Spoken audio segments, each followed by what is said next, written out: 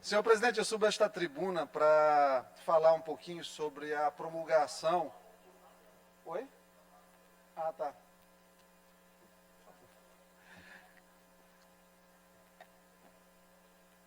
Senhor presidente, eu subo a esta tribuna para falar um pouco sobre a alteração da Lei 11.259, que nós propusemos nesta casa há cerca de 2 meses. Hoje, a partir de hoje, ela pode ser promulgada pela Assembleia Legislativa.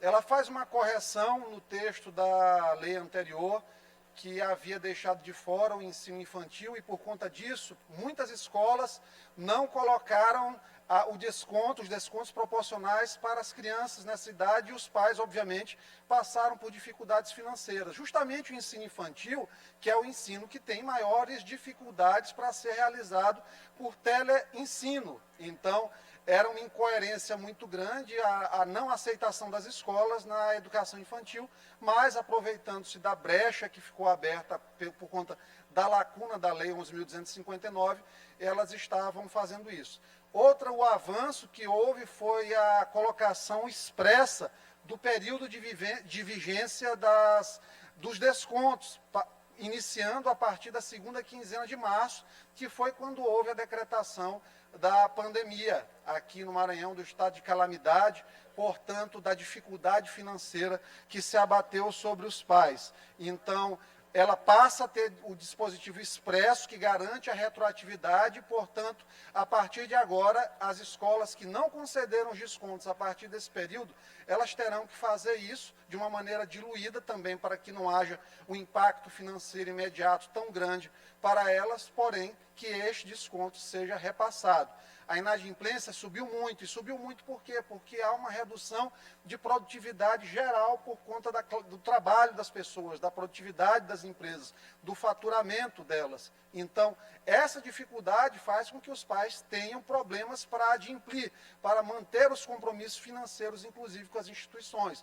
O sindicato das escolas, ele tem sido, de certa forma, até perverso por conta da cobrança em cima desses pais, dessas crianças. O ensino, a gente reconhece aqui o esforço dos professores, mas a gente sabe da dificuldade que você tem, principalmente quanto mais jovem, para colocar uma criança para acompanhar a escola a partir de um tablet, de um notebook, de uma aula que não é presencial. O papel do professor, ele é muito mais do que apenas passar conteúdo. Ele acompanha a criança, ele faz monitoramento, ele tem conhecimentos pedagógicos que fazem com que ele seja um profissional especial e próximo. A educação ainda tem que ser próxima, ela é uma função do cuidado.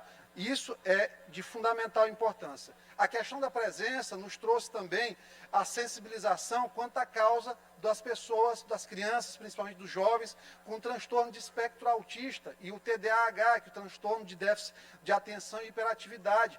Crianças com esse tipo de transtorno, de situação, de síndrome, eles têm dificuldade extrema, e os pais que têm dificuldades também em ensinar e não têm formação para tal, estavam pagando, pelo menos até o momento, escolas com valor cheio, de uma maneira completamente desproporcional. A lei, a nossa alteração, faz com que 100% de descontos sejam dados para os pais, os responsáveis pelo pagamento das escolas dessas crianças com esses transtornos, porque não era justo. O aprendizado, ele não está sendo notado dentro de casa. Por quê? Porque a dificuldade é grande. A gente precisa de uma atenção especial que só um professor, alguém com formação para tal, consegue fazer esse processo de ensino-aprendizagem.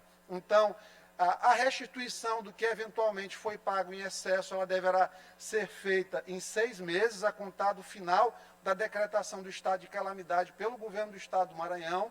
A gente espera que os pais não tenham dificuldades quanto a isso. A gente acredita na constitucionalidade dessa lei, acima de tudo, pela situação excepcional da pandemia. A gente não pode deixar de lembrar que quando a própria Constituição foi feita e promulgada em 1988, nunca nós tínhamos passado por um período como esse.